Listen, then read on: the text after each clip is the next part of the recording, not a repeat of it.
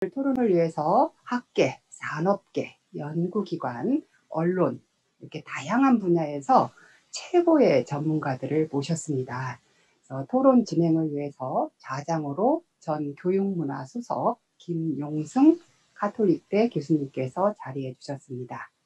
다음으로 단국대학교 공공보건과학대학 김장묵 학장님 자리해 주셨습니다. 포시게이트 김영태 회장님 참석해 주셨습니다. 인문결 미디어 임상훈 대표님 참석해 주셨습니다. 코리아 헤럴드 유병철 편집장님 참석해 주셨습니다. 한국전자통신연구원 휴먼트윈연구센터 김재철 센터장님 자리해 주셨습니다. 한국산업평가관리원 사회문제가치고진단 김우수 단장님 참석해 주셨습니다. 한국표준과학연구원 임현균 교수님 참석해 주셨습니다. 동의대학교 장종욱 전 대협력부총장님 참석해 주셨습니다.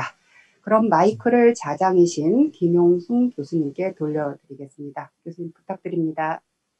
예, 수고하셨습니다. 우선 이 세 분께서 발표를 해주셨는데 먼저 인문사회 기반 융합연구지원 사업에 대해서 종합적인 성과 분석을 해주신 가천대학의 이현석 교수님, 그리고 4차 산업혁명과 융합인재의 양성을 위한 교육혁신에 대해서 강의를 해주신 버지니아 대학의 유태호 교수님, 그리고 4차 산업혁명 시대에서 융합인재와 디자인 띵킹에 대해서 강의를 해주신 스밋 컴퍼니 장재준 대표님, 세 분 모두 수고 많으셨습니다. 이제까지 우리 장정화 교수님께서 사회를 쭉 봤었는데 지금부터는 좌장인 제가 이제 사회를 보게 됐습니다. 우선은 오늘 사회 또 이 토론의 진행에 대해서 잠깐 말씀을 드리면은 오늘 토론으로 참여하시는 분들이 8분이나 되기 때문에 시간을 마냥 드리기에는 좀 애매하지 않느냐라고 생각이 됩니다. 그래서 한 분당 2분 정도씩 이제 이 말씀하실 기회를 드리도록 하고, 그리고 이 발표자들의 의견을 좀 듣고, 그리고 나서 또 이제 진정한 토론이 되기 위해서 순서에 의거하지 않고 자유롭게 토론을 진행하도록 하고, 마지막으로 이 발표자와 토론자로 지정된 분 이외에 나머지 분들 중에 혹시 질의응답이 있을지 모르겠습니다만 그런 그 플로어에서 우리가 질문을 할 수 있는 기회도 갖도록 하겠습니다. 그러면은 우선 제가 갖고 있는 포스터에 의거해서 김장묵 학장님께서 먼저 말씀을 해주시기를 부탁드리겠습니다. 김장묵 교수님. 예, 안녕하세요. 단국대학교 김장묵 교수입니다. 그 세 분, 그 이현석 교수님, 류태호 교수님, 또 장재준 대표님, 귀한 강의 말씀 잘 들었습니다. 너무 많은 저한테 그 교육자로서 그 많은 자극을 받았고요. 특히 요즘 이제 디지털 혁신 공유대학 사업도 저도 같이 이렇게 준비하면서 많이 고민했던 부분을 여기서 배울 수 있어서 참 고맙습니다. 이현석 교수님과 유태호 교수님한테 이제 제가 뭐 어떤 토론이라기보다 너무 강연이 재밌어서 한 2가지 정도 좀 이렇게 문의를 드릴까 합니다. 먼저 이현석 교수님 연구하신 그런 여러 인문사회 기반 융합 연구에 대한 이런 지표와 관계된 부분들을 잘 설명해 주셔서 굉장히 도움이 됐고요. 특히 사회 문제 해결에 이 부분들, 그냥 학문적 연구도 있지만 사회 문제 해결에 대한 인문사회 기반의 융합 연구들이 굉장히 좋은 성과들을 이렇게 많이 이제 보여주셨는데, 조금 더 궁금한 것은 한 단계 설명이 가능하실지 어떠실지는 모르겠지만, 혹시 만약에 사회 문제 해결에 대한 이런 접근 방식의 융합 연구라고 한다면 어떤 사회 문제일까? 이제 그게 참 궁금합니다. 왜냐하면 요즘 이제 우리 사회에 보면은 출생률 문제가 굉장히 심각하지 않습니까? 이 저출산율 문제라든지 이런 막 저희가 좀 명확한 방법을 찾지 못하고 정말 고민하는 그런 사회 문제들이 이런 그 인문 사회 과제로 이렇게 떨어진 그럴 때의 그 인문 그 사회 문제 해결해야 되는 주제는 어떻게 선정하는지 이제 그런 것들이 좀 고민스럽더라고요. 특히 뭐 요즘 젊은이들이 많이 이제 생각하는 가치 저희 세대하고 또 다르게 공정성에 대한 이런 부분에 대한 가치를 더 굉장히 중요하게 여기는 그 학생들이 많고요. 또 한 가지로 보면 저도 이제 지난번에 해커톤 이런 이런 토론에 가서 저희 그 미래 먹거리 때문에 뭐 일어나는 그 4차 산업혁명으로 인한 충돌들, 가치관의 충돌들이 있더라고요. 예를 들자면 뭐 공유산업이라 그래서 요즘 새로운 그 비즈니스들이 많이 일어나죠. 그런데 기존에 있던 산업에 계신 종사하시는 분들하고 그 가치관이 막 이렇게 충돌한다는 거죠. 실제 그런 그 산업계 계신 분들끼리 그 해결을 위해서 막 토론을 하는데 그게 잘 안 풀리더라고요. 그래서 그런 참 어려운 사회적 문제들이 이렇게 있는데 우리가 이런 그 인문 사회 연구들 이런 융합 연구들을 할 때 그런 주제들은 우리가 어떻게 선정하고 그 주제별로 만약에 이런 과제를 던진다면 그런 비중들을 이게 조절이 가능한 건지 혹시 연구자의 입장에서 이현석 교수님 의견 한번 들어보고 싶고요. 또 하나는 그 유태호 교수님 강의 너무 잘 들었습니다. 정말 도움이 많이 됐고요. 그중에 이제 제가 그 슬라이드 4번째 거하고 12번째 슬라이드가 제가 이제 관심이 많았는데요. 특히 그 2015년도에 10가지 그 직업군에서의 필요한 능력들이 2020년에 오면서 이제 순서가 좀 많이 바뀌지 않습니까? 거기 보면은 특히 그 비판적 사고 능력이라든지 판단 및 의사 결정 능력이라든지 이런 능력들하고 또 그 밑에 보면 요즘에도 이제 새롭게 막 등장하는 어떤 감성 능력이라든지 협업 능력, 협상 능력, 인지적 유연성 이렇게 이제 이런 능력들을 뒀을 때 그 능력들 간에 서로 충돌이 있지 않는가라는 그런 저도 이제 교육자 입장에서 학생들 가르쳐 보면 그 뒤에 이제 12번째 슬라이드에 8개의 핵심 역량으로 이렇게 두고 앱으로 한 2만 명 이상 조사도 이렇게 하셨다고 하는데 그 8개 능력 안에도 이렇게 보면 서로가 이 능력도 키워주는데 다른 능력을 키우다 보면 서로가 상충되는 그런 능력이 있지 않은가라는 의구심이 들어서 혹시 그런 그 8가지 능력을 이렇게 찾아내서 그런 연구를 하시다 보면 그 학생들마다 그 피교육자가 가지는 원래 타고난 능력들이 이렇게 따라서 좀 이렇게 키워지는 능력이 좀 달라진다면 그런 부분들을 유태호 교수님은 연구하시면서 어떻게 해소하셨는지 그 부분이 좀 궁금했습니다. 고맙습니다.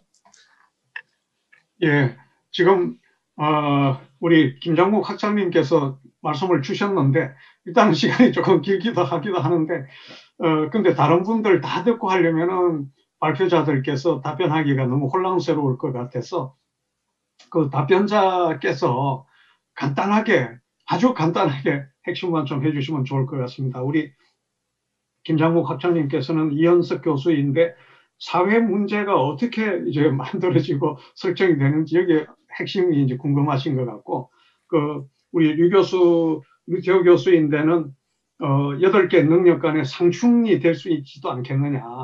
그러면 그 상충되는 거와 또 학생들의 천부적 능력이 다르다면 어떻게 하는 건지 이 부분에 대해서 좀 궁금하신 것 같은데 우리 먼저 이현석 교수님 한번 답변 짧게 해주십시오. 네.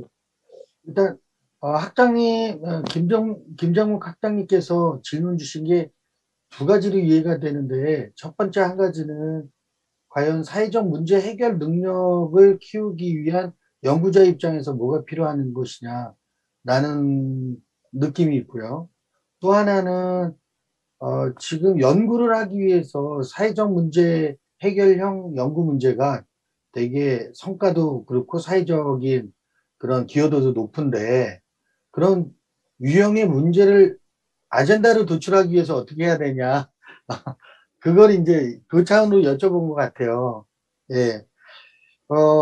이제 저 같은 경우는 일단 기본적으로 결국 아젠다를 도출하는 방법은 2가지가 있는 것 같아요.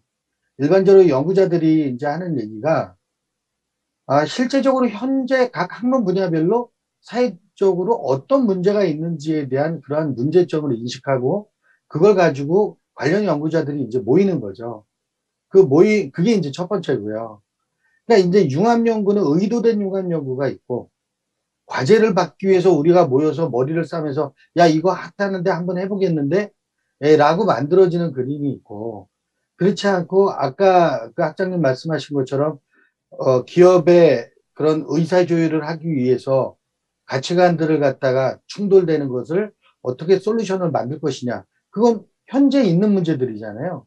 그러니까 지금 사회적으로 뭐 코로나 이슈 이런 것뿐만 아니라 노인들에 대한 죽음이나 허약한 체질 때문에 많이 돌아가시거든요. 저는 이제 노인, 환자 이런 쪽에 관심이 있으니까. 그러니까 분야별로 현재 나타나고 있는 그런 이슈를 빨리 찾아내는 게 그 관련되어 있는 분야의 학문학자들끼리 정말로 그걸 해결하고 싶다라면 과제를 따거나 던지기 위해서보다 그럼 두 마리 토끼를 잡을 수 있다라는 생각이 드는 거죠.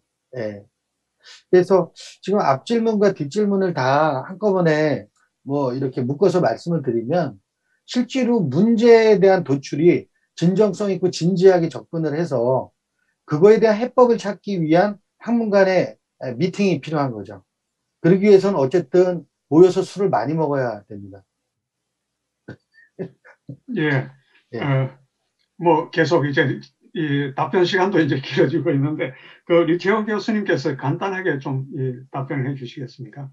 네네. 그러니까 상충이라는 개념을 일단은 먼저 생각을 안 하시는 게 좋을 것 같다는 게 제가 지금 드리고 싶은 말씀입니다. 왜냐면요.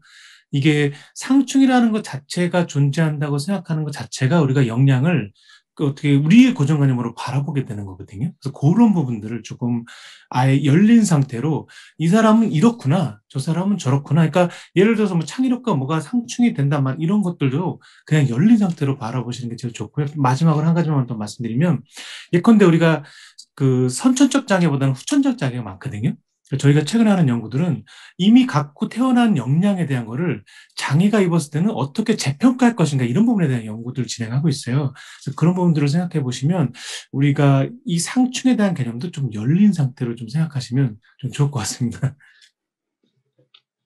예, 김장묵 학장님께서 이해를 하셨으리라고 믿고 그 다음 우리 토론자로 넘어가 보도록 하겠습니다.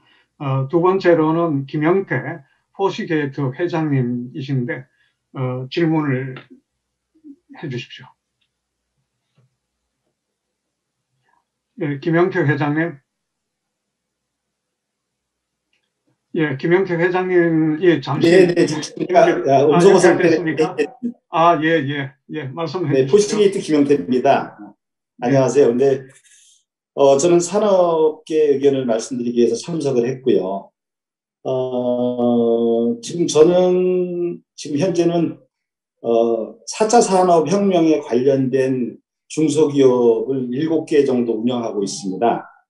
분야가 이제 저희들이 포시게이트는 저희들이 병원에 있는 그 전자차트를 중심으로 한 병원 자동화 사업을 하는 회사고, 그 다음에 저희들이 그 블록체인 기술과 그 AI를 통한 빅데이터를 모아서 딥러닝에 의한 의료 컨설팅을 하고 있는 의료 정보 플랫폼 회사가 또 있습니다. 그다음에 뭐 줄기세포 회사라든지, 그다음에 디지털 테라비틱스라든지 다양한 4차 혁명 세대를 준비한 저희들 중소기업들의 그것을 준비해서 저희들이 회사를 운영을 하고 있는 상황에서 저희들이 오늘 강의를 들으면서 혹시라도 좀 질의문답 많이 준비되고 있구나, 우리가 융합 인재를 만드시기 위해서 교육계에서 많은 고민을 하고 계시는구나라는 것을 느꼈고요.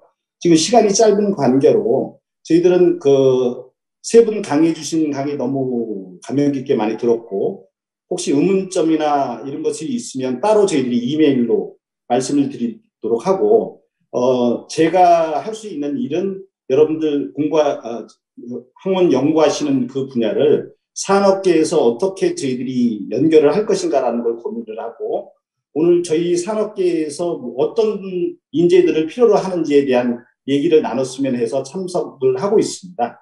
지금 그거에 대한 준비들이 많이 되고 계시는 거고, 지금 다만 이제 저희들이 항시 직원들을 뽑고 직원들을 관리하고 많은 직원들을 가지고 대화를 할 때 가장 이러든 저러든 다른 거 말고 저는 우리나라 지금 학생들에게 부탁하고 싶은 거는 자신감을 회복했으면 좋겠다라는 생각을 가지고 그다음에 열린 마음으로 지금 너무나 되지도 않는 경쟁, 필요 없는 경쟁에 애들이 시달리다 보니까 마음의 문이 많이 닫혀져 있거든요. 그래서 자신감들을 가지고 마음을 열 수 있는 그런 교육의 장을 많이 만들어 주시면 대한민국 아시다시피 대한민국 워낙 뛰어난 국민들 아니겠습니까? 그래서 아마 곧 저희가 4차 혁명 시대에 저희 대한민국과 맞는 그런 시대가 왔기 때문에 저희들이 잘 해낼 수 있는 우리 인재들이 너무 많다고 생각합니다. 많이 도와주십시오. 감사합니다. 예. 저는 이걸로 그냥 대변하겠습니다. 지금. 예. 김영태 회장님께서는 직접 발표자에 대한 질의보다는 이미 질의를 통해서 많은 걸 이제 공감하고 있으신 분들도 있고, 그 다음에 의문점이 있으면은 발표자에게 따로 연락을 드려서 궁금증을 해소하시겠다라고 했는데, 그 따로 연락을 해주시면 좋을 것 같고요. 혹시 김영태 회장님 말씀에 한번 첨언을 하실 분이 있나요? 발표자분 중에서? 예. 아마 발표자들께서도 이제 시간이 좀 촉박하다는 걸 잘 알고 계시는 것 같은데, 그럼 세 번째, 이 토론자로 넘어가도록 하겠습니다. 세 번째는 임상훈 인문결 미디어 대표님이 되겠습니다. 임상훈 대표님. 네, 안녕하십니까. 예. 궁금하신 점이 있으면 말씀해 주십시오. 예, 말씀하신 것처럼 시간이 충분하게 이제 우리가 저 토론이나 질문, 응답할 만큼 주어진 거는 아니기 때문에 그런 것들을 감안을 해서 제가 아주 정말 짧게 느낀 소감 정도를 말씀을 드리겠습니다. 실제 우리나라뿐 아니라 많은 곳에서 이제 융합이라고 하는 통합, 통섭 이런 것들이 담론의 어떤 중심이 되고 있는 것이 이제 사실입니다. 인문학 분야에서도 그런 이야기들이 많이 나오고 있고요. 융합이라는 것이 필요한 이유는 사실은 기존의 학문 체계가 효율적인 어떤 경계선을 보장하지 못하고 있기 때문이라고 봅니다. 학문 간의 경계선은 당연히 있겠죠. 그렇지 않다면 모든 것이 혼란일 뿐이고, 하지만 그 학문 간의 어떤 그 경계선이 뭔가 새로운 시대의 변화에 제대로 부합하지 못하기 때문에 융합이라는 말이 나올 수밖에 없는 그런 것인데, 그 차원으로 보자면은 기존의 패러다임에서 뭔가 큰 패러다임이 전환을 앞두고 있는 그런 시대에 우리가 살고 있다, 이렇게 볼 수가 있을 것 같습니다. 토마스 쿤이 말했던 패러다임의 전환, 어떤 전환점에 근접해 와 있는 것이 아닌가, 이런 생각을 하게 되는데요. 그러니까는 기존의 어떤 패러다임이 아주 견고한 그런 상태에 있다가 이것이 어느 순간부터 균열이 오기 시작을 하죠. 그렇지만 그 균열을 한동안은 그 시대를 살고 있는 사람들이 봉합을 하기 위해서 노력을 합니다. 그렇지만 그게 봉합이 어렵게 될 때는 결국은 붕괴가 되고 새로운 혁명이 시작된다는 그런 이야기인데, 어떻게 보면은 학문적 이야기이기도 하면서 사회과학적 그런 사회 현상에 관련된 이야기도 될 수가 있습니다. 바로 지금 현재 우리 학문 체계가 그런 차원에 와 있는 것이 아닌가, 이런 생각을 하게 되고요. 대표적인 것이 우리 간단한 구체적인 예를 들자면 문이과 구별이 그렇습니다. 문과 이과라고 하는 것이 사실은 새로운 우리 시대 정신에, 그리고 학문의 발달에, 시대의 변화에 맞지가 않습니다. 대표적으로 저의 학창 시절, 어린 시절도 마찬가지였는데, 저는 과학을 좋아했지만 인간도 좋아했습니다. 그럼 저는 문과를 가야 될까요? 이과를 가야 될까요? 그러니까 전혀 지금 우리가 문과 이과 기준은 과거 이제 중세 시대 오히려 전부터 트리비움, 꽈드리비움이라고 하는 그런 서양의 학문 체계에서부터 시작이 된 것이 아직까지 되어 있는 것이고, 이런 대표적인 것부터 해가지고 현실에 맞지 않는 이런 학문 구도, 바로 이렇기 때문에 우리가 이제 융합이 이런 그 거대한 담론이 되고 있는 것이 아닌가 생각이 듭니다. 그래서 오늘 구체적인 그 세 분야에서 그러니까는 실제 학문 그 구체적인 수치를 가지고 말씀해 주셨던 이은석 교수님, 그리고 이제 외국의 사례, 특히 이제 미국의 사례를 이제 우리에게 자세하게 설명해 주셨던 유태호 교수님, 그 다음에 산업계에서의 구체적인 그런 이야기를 해주셨던 장재준 대표님, 저에게는 아주 굉장히 중요한 그런 어떤 도움이 되는 그런 말씀들이었고 많이 배웠습니다. 실제로 이런 것들이 구체적인 분야에서도 이런 용광로 속에서의 거대한 어떤 그 움직임, 에너지와 같은 이런 것들이 있다면은 조만간 우리는 그 새로운 시대로 그러니까 그 어떤 요구뿐만이 아니고 실제로 패러다임의 전환이 이루어질 수 있는 그런 시대로 갈 수 있지 않을까, 그런 차원에서 많은 기여를 해주시고 있는 그런 여러 분야의 선생님들을 오늘 모시고 그 귀한 말씀을 듣게 돼서 정말 영광으로 생각하고 저의 느낀 소감은 이걸로 대체하기로 하겠습니다. 고맙습니다. 예.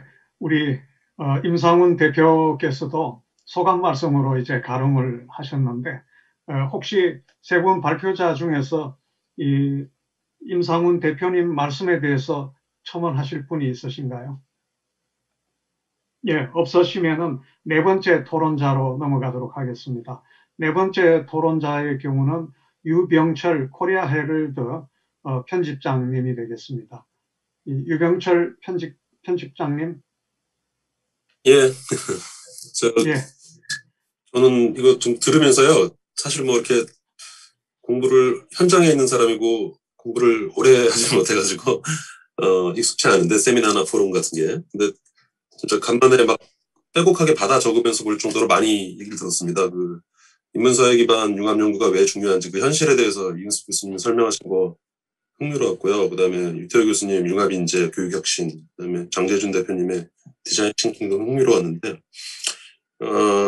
저는 그런 생각이 들었어요. 그러니까 일단 의견으로 하나 말씀드리면, 사실 뭐 제가 좀 얼마 전에 아침에 기사를 하나 이렇게 좀 쓸까 하는 게, 일본에서 의과대학 연구로 알고 있는데 뉴스를 보니까 뭐 노인들이 취미가 많으면 많을수록 오래 산대요. 그래서 이건 뭐지? 이렇게 보니까 이제 그런 연구가 6년 동안의 연구를 하면서 발표를 했더라고요. 그 의과대학 보도자료인데, 뉴스인데, 전 스포츠 쪽에서 이런 걸 좀 기사를 좀 쓰고 싶겠다, 뭐 이런 거, 왜 이런 거 연구를 안 했을까, 이런 뭐 스스로 그 융합 연구나 이런 거에 대해서 그 막 기사를 작성하려고 있는 찰나였는데요. 칼럼을 쓰려고. 그리고 AI 같은 경우도 아직 코앞인 것 같아요. 최근에 제가 현장에서 들은 얘기는 PD도 없고 카메라맨도 없고 AI가 다 중계를 한대요. 뭐 탁구 경기에서 지금 곧 시도한다고 좀 얘기를 들었는데, 근데 세상이 정말 빨리 변하는데 뭐 융합 연구라든지 각 분야가 다 틀리지만 이런 게 조금 미진하다는 생각이 들어서, 그렇다면 이런 뭐 인문사회 기반, 특히 융합 연구가 더 활성화되고 더 돼야 되지 않은가. 저도 지금 세상 깨닫고 막 적으면서 들었습니다. 거기에는 뭐 인재 육성도 필요하고요.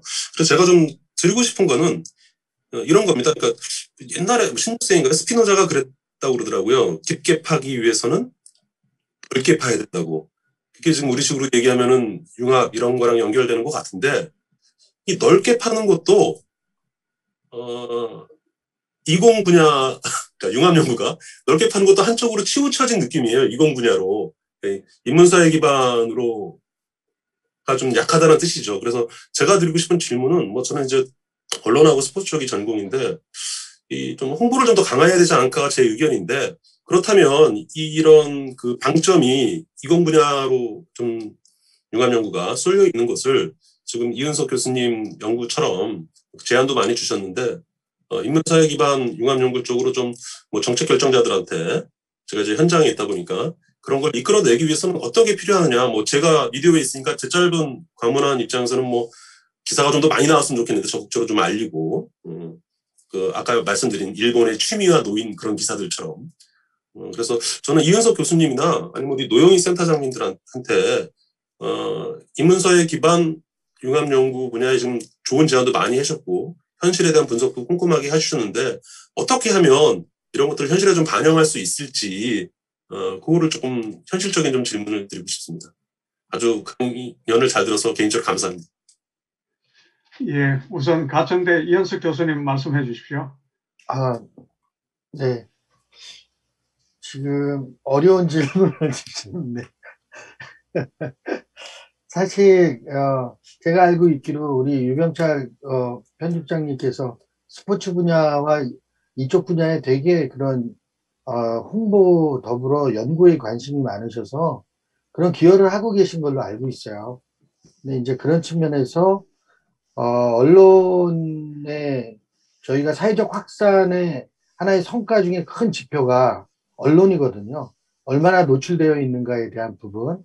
그러니까 그런 부분들을 가지고 실제로 정책 결정을 하시는 분들에게 인문사회 기반의 이런 연구의 확장을 위해서는 그런 어떤 예산이나 그런 기회를 많이 확대해 줘야 된다라는 노력이 많이 필요하겠죠. 그런 면에서 지금 편집장님의 사실은 오늘의 그런 모습도 또 앞으로 학회 활동을 하시거나 아니면 저희 총괄센터에서 하실 때 함께 거들어 주시면 큰 힘이 되지 않을까 그런 생각이 듭니다.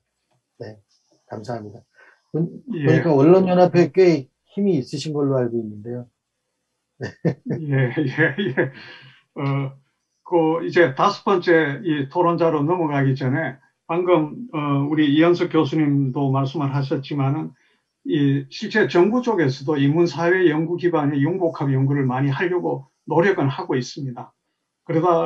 그렇지만은 어떤 경우에는 보면은 이게 이공 분야에 좀 긴급한 사항이 있으면 갑자기 돈이 많이 몰리게 되는 이런 부분이라서 연도별로 좀 차이는 있지만은 큰 틀은 제가 있어 본 경험에 따르면은 인문사회 중심의 연구 기반을 확충하는 게 우리가 필요하다는 것에 대해서는 대부분 공감하고 있습니다. 아마 앞으로도 계속 그 비중은 늘어나지 않을까라고 저는 개인적으로는 생각을 하고 있습니다.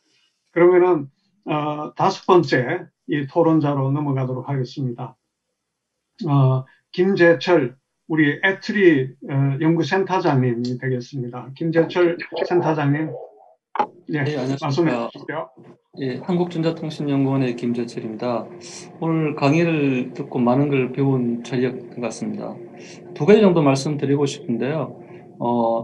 인문학 관련해서 이제 연구 R&D를 한다고 했을 때, 뭐 아시겠지만 저희 나라 R&D는 과학기술 혁신법을 기본으로 하고 있기 때문에 이 인문학이라는 거는 이제 과학기술과 경쟁해서 예산 확보나 추진된다고 보면 굉장히 힘든 상황이 있다고 생각되고요. 관련해서 보시면 서비스 관련해서도 이제 과학기술 개발 이외의 서비스 상업화 이런 부분도 이제 서비스로 보면 최근 서비스 발전법을 이제 법이 통과되고 그를 근거로 해서 R&D라든지 여러 사항이 이루어지고 있습니다. 그래서 저희 인문학 관련해서도 사실은 어떤 법적인 접근 그리고 성과 목표, 성과 지표에 대한 부분도 좀 심도 있게 논의가 좀 필요할 걸로 좀 생각이 됐습니다. 또 하나는 이제 유태호 교수님께 좀 질문을 드리고 싶은 게 있는데요.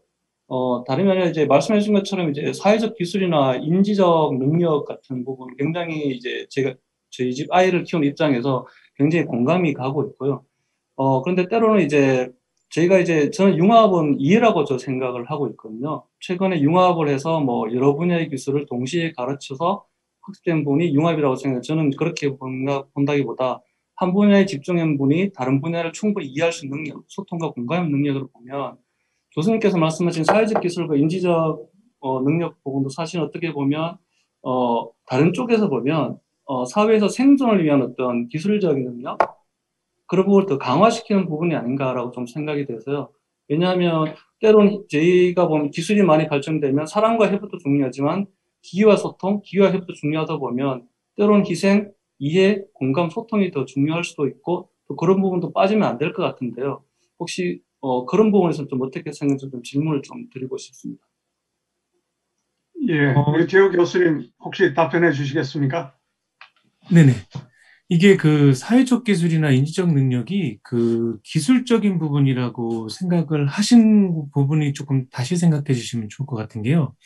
이 사회적 기술에 속하는 부분들은 다 상대방에 대한 이해나 아까 우리 김재철 단장님께서 말씀하신 것처럼 어떻게 하면은 그 상대방에 대해서 이해를 하고 내가 소통을 할 수 있고 이런 부분에 대한 것들이 더 영향을 더 많이 미친다는 겁니다. 그러니까 그런 부분이 더 중요해요. 그러니까 아까 말씀하신 게 정확히 맞는 얘기예요. 그러니까 이게 4차 산업혁명 시대라고 해서 되게 기계 중심이고 우리가 뭐 AI 중심이고 이렇게 많이들 생각하시는데 오히려 제가 두 가지를 말씀드렸던 게 오히려 아까 우리 장재준 대표님도 말씀하셨지만 이런 창의나 이 인지적 유연력 같은 이런 인지적 능력과 그다음에 사람과 이해하고 사람과 소통하고 사람에 대해서 그래서 인문학적 소양이라는 게 더 많이 이제 강조가 될 거고요. 저는 이제 아까 이현숙 교수님도 말씀하시고 우리 이병철 뭐 편집부장님께도 말씀하시지만 앞으로는 이 인문학과 같이 연계된 그런 그 학문이 그 융합 연구가 될 수밖에 없거든요. 안 그러면은 이게 예를 들어서 예전에는 그 어느 그 학문 그 분야마다 1등이 있었어요. 그래서 그 1등만 따라가면 2등을 하는 시대가 있었거든요. 근데 지금은 모든 바다의 등대가 다 꺼져버린 상태라고 보시면 돼요. 그래서 이게 그 말씀하신 내용 중에 그 사회적 기술이나 이런 분들이 기술적인이라고 표현을 써서 그렇지 사실은 사람과 소통하고 그렇게 그 함께하는 이해하는 것들이 많이 강조되는 시대라고 할 수 있습니다. 네. 예, 감사합니다. 네, 감사합니다. 예. 그러면 6번째 토론자로 넘어가도록 하겠습니다. 6번째 토론자는 김우수 한국산업기술평가관리위원회 단장님이십니다. 이 김우수 단장님. 예, 안녕하십니까. 예, 발표를 드리겠습니다. 제가 미리 자료를 받아봤습니다. 그래서 자료를 받고 세 분의 발표 자료를 미리 공부를 했는데 굉장히 좋은 내용이 있더라고요. 그래서 또 제가 지난 몇 년간 했던 일이랑 비슷해서 제가 오늘 할 이야기는 5장 정도를 정리해서 제가 그 사무국에 보냈으니까 혹시 나중에 보시고요. 그 중에 시간이 없다고 하시니까 제가 요약해서 몇 가지만 말씀드리겠습니다. 제가 있는 기관은 산업 R&D 쪽을 올해 기준으로 한 2조 5천억 정도를 관리하고 뭐 기획하고 평가하는 기관입니다. 근데 거기서 제가 기획총괄팀장을 맡으면서 도전적으로 아까 말씀드린 오늘의 주제가 융합인데 융합을 50%까지 하겠다라는 도전적인 목표를 세우고 그럼 어떻게 할 것이냐라고 하는 추진 계획을 세운 적이 있습니다. 그럴 때 그러면 이 융합이라고 하는 것을 어떻게 분류할 것인가라고 하는 것을 고민하다가 결국은 저희가 목적 중심으로 분류해야겠다. 산업적인 측면에서. 그럼 산업적인 측면에서 보면 기존의 산업을 고도화합니다. 그 다음에 미래 신산업을 창출할 수 있는 것. 마지막은 사회 문제를 해결하는 것.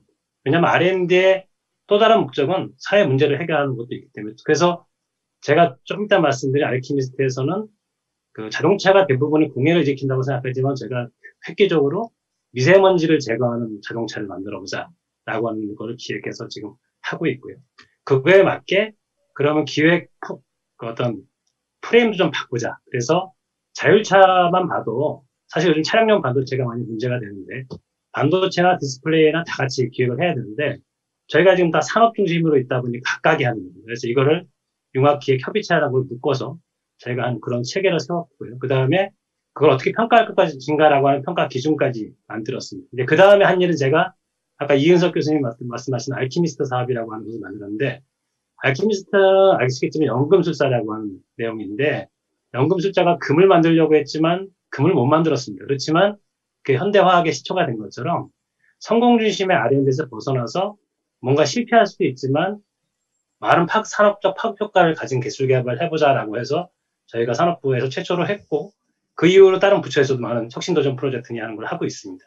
근데 첫 해에는 저희가 그래서 어쨌든 이걸 잘 기획해야 되겠다라고 하는 생각으로 각 분야의 전문가들을 모아서 자동차, 로봇 이런 식으로 구성을 했었어요. 그래서 나온 것이 로봇 쪽에서는 100m를 7초에 뛸 수 있는 로봇 슈트라고 하는 과제가 나왔고 자동차 쪽에서는 아까 말씀드린 뭐 미세먼지를 잡는 자동차, 그 다음에 1분 충전에 600km 가는 자동차 이런 것들을 해서 도전적으로 지금 수행을 하고 있는데 저희가 그 다음에 사업을 하려고 고민하다 보니까 이건 너무 우리가 생각했던 처음에 생각하는 파격적인 것. 아까 이제 세 번째 디자인 싱킹에서 나왔던 옛날에 뭐 만화적, 허구적 상상 같은 거를 반영이 안 되는 거예요. 왜 그럴까라고 했더니 결국은 죄송한 얘기지만 다 공돌이들이 모여가지고 자기 기술적 한계를 넘어서지 못하는 거죠.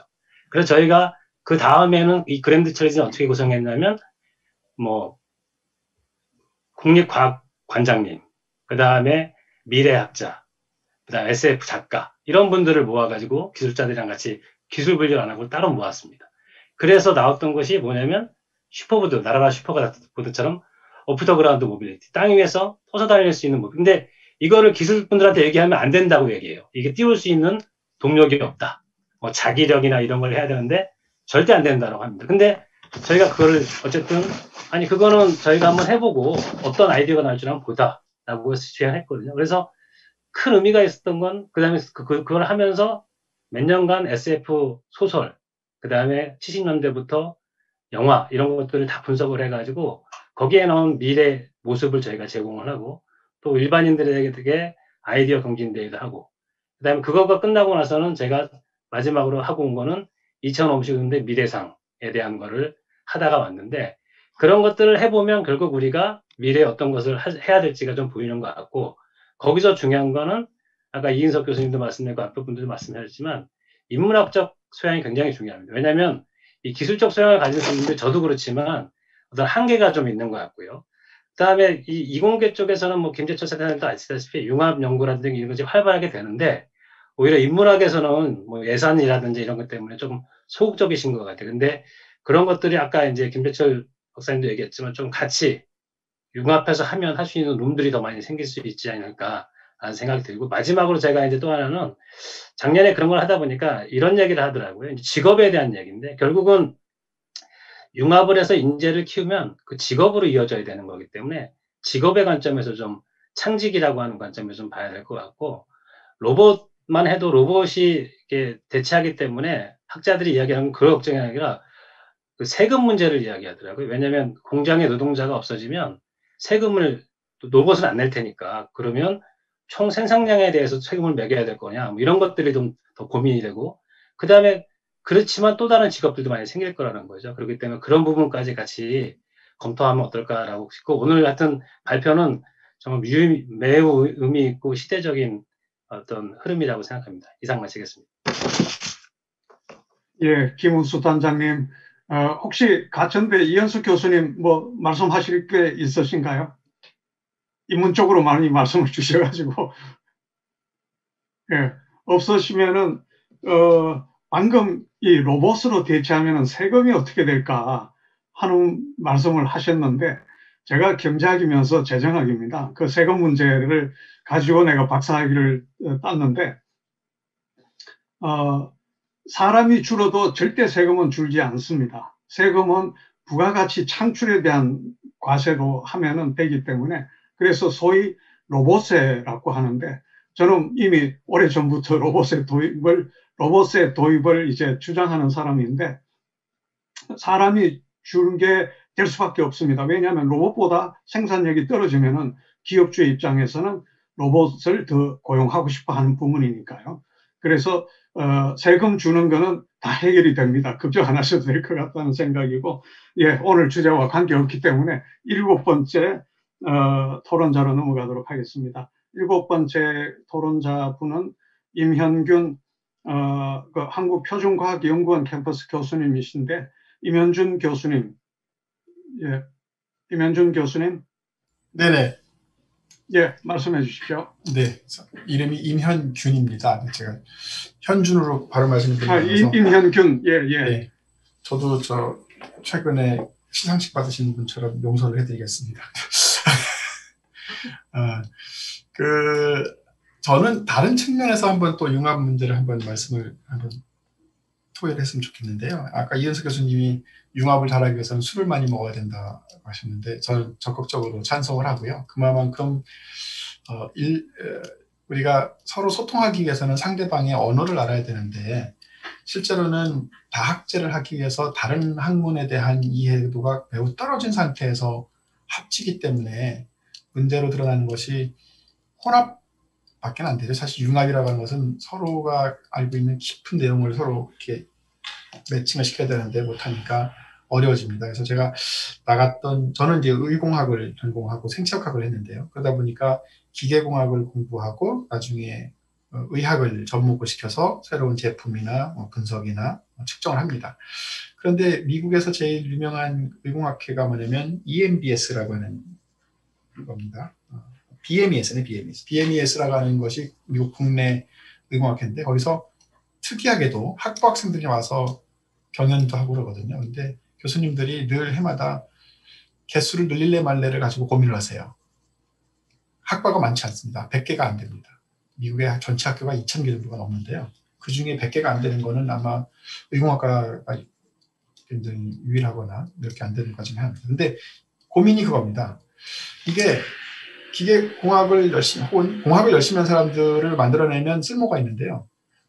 이 두 개를 동시에 하다 보니까 어중뛴 사람이 나오는 겁니다. 그래서 융합이라고 하는 것 자체를 어떤 학문에 아까 이제 유태호 교수님께서 말씀하신 것처럼 3년 연속 어느 한 학문을 하게 되면 그쪽에 도사가 돼서 그걸로부터 다른 학문으로 프로퍼게이션이 가능하겠지만 내가 이것도 모르고 저것도 모른다면 양쪽 다 쓸모없는 박지형 지식이 될 수가 있는 거라고요. 그래서 저는 여러 면에서 우리가 한번 융합하지만 실제적으로 어떤 식으로 융합을 하는 것이 정말 올바를 것인가. 만약에 교육을 그렇게 한다면 중고등학교에서 과연 그렇게 공부해가지고 학교가 적은 우리나라 같은 데서 들어갈 수가 없으니까 많은 학부형들은 융합 반대 이렇게 나오실 것 같거든요. 그래서 그런 측면에서도 과연 실질적으로 어떻게 해야 될 것인가를 좀 고민을 하고 대학교에서 조금 더 창의적으로 사람을 길러내기 위해서는 아까 이문님이 말씀하셨지만 저도 이제 최근에 미술을 시작해서 한 5년 됐거든요. 근데 실질적으로 많은 노력이 좀 필요한 부분인 것 같습니다. 네. 세 분 강의가 너무 좋아가지고요. 제가 저도 메모를 많이 했습니다. 감사드립니다. 예, 우리 임현균 교수님 감사합니다. 혹시 그 발표자 세 분 중에서 말씀하실 게 혹시 있으신가요? 예, 없으시면은 8번째 이 토론자로 넘어가도록 하겠습니다. 8번째 토론자는 장종욱 동의대학교 컴퓨터공학과 교수님이시고 전 대외협력 부총장님이신 교수님이십니다. 장종욱 교수님. 예, 장종욱 교수님. 안녕하세요. 예, 말씀해 주십시오. 네. 오늘 제 강연을 들으면서, 제가 대학도 교육 현장에 있는 사람으로서, 앞으로 많은 기대가 되기도 하고, 또 약간 어떻게 해야 될지 조금 고민이 되는 그런 강연이었습니다. 또 제 전공이 또 컴퓨터공학이다 보니까, 특히 오늘 그 강연 주제들이 4차 산업과 또 융합교육인데, 제가 조금 더 말씀드릴 것이 있다면, 여러 기술 팩터 중에 특히 이제 우리 AI 인공지능 요 부분을 조금 더 강조할 필요가 있겠다는 좀 생각이 듭니다. 사실은 인류 역사상 많은 영향력을 미쳤다는 불이나 뭐 전기의 어떤 발명보다도 사실은 지금 인공지능의 어떤 그 파괴력이 뭐 세계 경제 포럼에서는 더 크다고 할 정도로 인공지능 기술이 이렇게 큰 영향을 미치고 있다고 봅니다.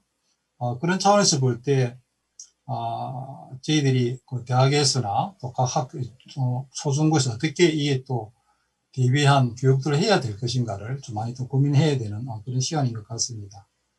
특히 제가 학교 다닐 때만 해도 특히 만 6세에서 한 17세 그 학령 인구가 우리나라 전체 인구의 한 32% 정도 차지했거든요.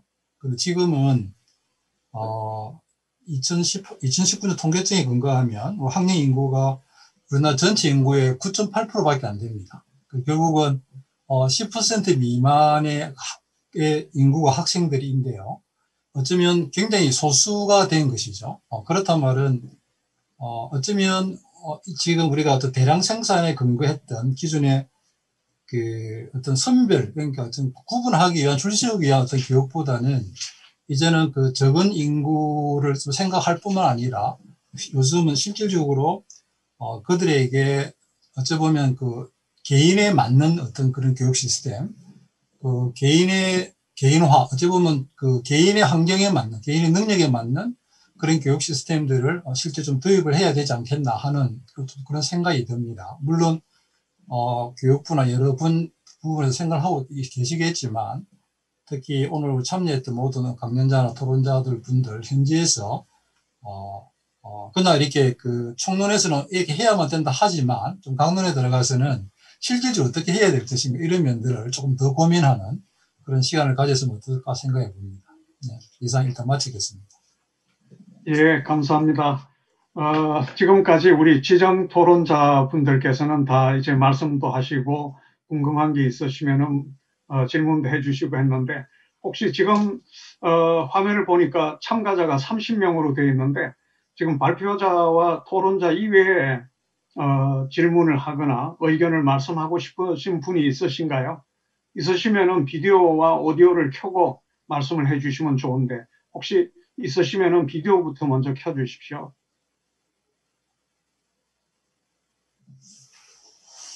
발표자와 토론자를 제외한 분들 중에서 예, 없으시면은 이제 오늘 토론을 이제 마무리하는 단계로 들어가야 될 것 같습니다. 우선은 8분 지정 토론자 분들께서 개별적으로 다 말씀을 주셨는데 그 말씀들을 다 듣고 종합적으로 발표자 3분들의 소감을 간단히 듣도록 하겠습니다. 종합적으로 답변하는 형식도 되고 또는 질문자, 토론자의 의견을 듣고 이러이러한 거는 나중에 좀 보완하겠다든지 이런 의견을 말씀하셔도 좋습니다. 그러면은 순서에 따라서 첫 번째 발표하신 가천대 이현석 교수님께서 종합 마무리 말씀을 좀 해주십시오. 이현숙 교수님. 네네. 예, 예. 제가 시간을 처음에 좀 계산을 잘못해서 예. 시간을 많이 써서 마지막 마무리를 하는데 서둘러서 제대로 못해서 송구하고요. 마지막에 지금 토론해 주신 우리 장종욱 교수님께서 말씀하신 것처럼 어떤 세부적인 단의 실천적으로 어떻게 할 것이냐에 대한 부분들, 이런저런 것들에 대한 인력이면 인력, 그 다음에 융합연구에 대해서 기회를 주기 위한 방법, 이런 것들에 대한 부분을 저도 이게 이제 결과보고서를 작성하고 있는 터이기 때문에요. 더 고심해서요. 조금 실천적인 그런 응용에서 도움이 될 수 있는 그런 보고서를 만들 수 있도록 하겠습니다. 그리고 여러 우리 토론 이렇게 말씀 주신 교수님들과 단장님들 너무나 감사드리고요. 진행하면서 제가 이런저런 도움 청하도록 하겠습니다. 예, 감사합니다. 예, 수고하셨습니다. 두 번째로 버지니아 대학의 유태호 교수님 마무리 말씀해 주십시오. 네, 그 토론자 8분의 너무 좋은 얘기들 잘 들었고요. 마지막에 그 우리 장종욱 전 대협력부총리께서 말씀하신 것처럼 강론에 대한 부분을 한번 다시 또 논의하는 이런 시간이 좀 있으면 어떨까라는 생각을 좀 다시 한번 해보게 됐고요. 왜 그러냐면은 이게 총론에 대한 얘기를 한 이후에 제가 아까 전에 미국에서도 2000년대에 전미교육협회가 모여서 3R을 이제 4C로 바뀌는 체제에 대한 걸 하고 나서 꽤 오랜 시간 동안 이제 학생, 학부모, 교사, 정책 기반자 이 4개 주체가 모여서 토론하고 파일럿 테스트하고 이런 과정들을 되게 많이 거쳤거든요. 우리가 그런 과정들을 어떻게 진행하고 실질적인 교육 변화를 융합인재 양성이라든가 아니면 아까 우리 이은숙 교수님께서 말씀하신 것처럼 이런 그 학제 간 그런 연구에 대한 토대를 개발하기 위한 그러니까 그런 것들을 하기 위해서 필요한 융합인재 를 우리가 어떻게 양성할 수 있을까에 대한 구체적인 그런 논의들을 할 수 있는 자리가 한번 마련됐으면 좋을 것 같습니다. 네, 너무 감사했습니다. 많이 배웠습니다. 네. 예, 그리고 세 번째로 장재준 서밋 컴퍼니 대표께서 마무리 말씀해 주십시오. 예, 저도 오늘 이 포럼 굉장히 유용한 시간이었습니다. 저 또한 많이 배운 시간이었고요.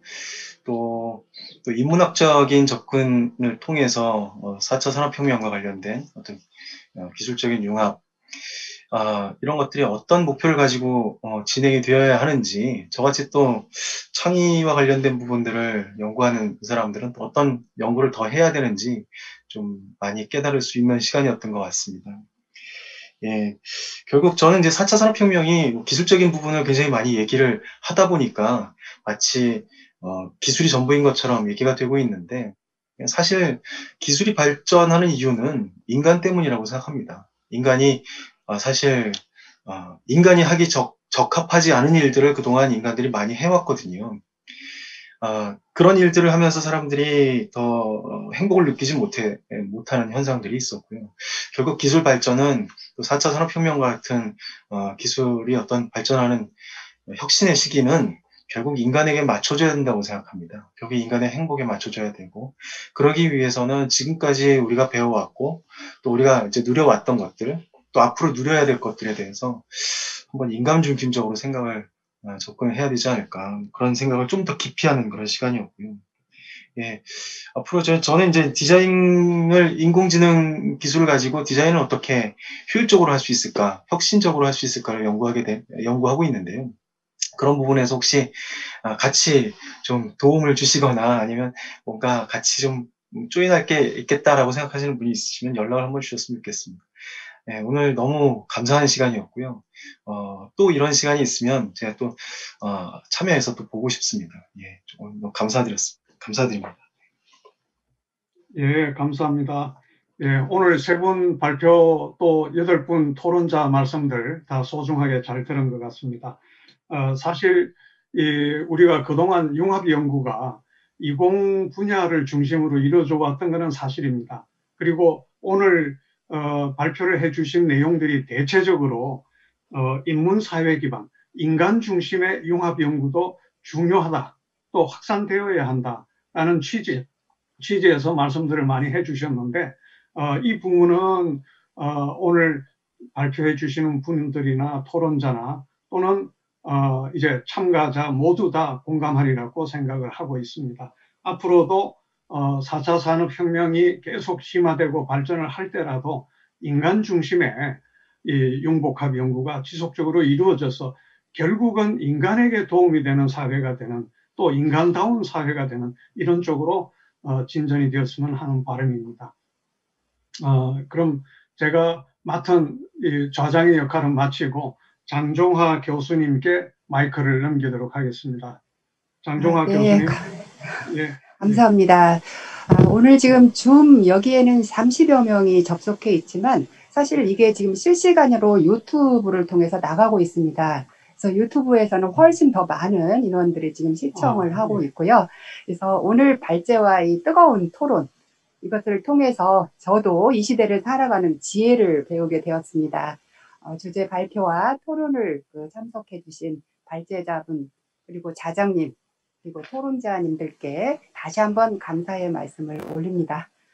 아울러 커브콘 컨퍼런스를 시청해 주신 모든 연구팀과 한국연구재단 관계자분들께도 깊이 감사 말씀 올립니다. 네, 광고 말씀을 좀 올리겠습니다. 오늘 행사 진행에 대해서 온라인 설문조사를 지금 하고 있습니다. 다음 행사 기획에 여러분들의 그 고견을 반영할 수 있도록 많은 참여 부탁드립니다. 그럼 모두 건강한 모습으로, 더욱 멋진 모습으로 뵐 수 있기를 기대하겠습니다. 그럼 오늘 허브콘 컨퍼런스는 이것으로 마치겠습니다. 감사합니다. 감사합니다. 네, 수고하셨습니다. 감사합니다. 네, 우리 센터장님도 수고하셨습니다. 네, 수고 많으셨습니다. 감사합니다. 감사합니다.